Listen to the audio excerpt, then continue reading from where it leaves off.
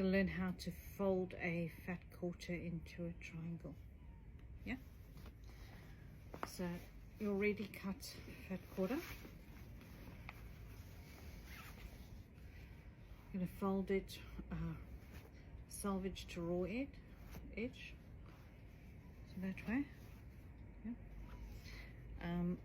And then on half again, like that. And then we're going to fold in just a small triangle that direction. Yeah, and then take that triangle to the edge so that it's like that. Yeah, and then you're going to flip the last piece inside your triangle. Okay, let's do it again. Okay, so salvage to raw edge. Okay, in half again. Like that. Do the small triangle and then flip, flip,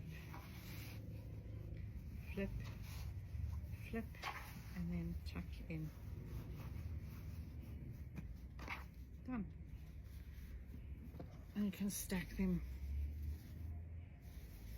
alternatively, so you've got a star.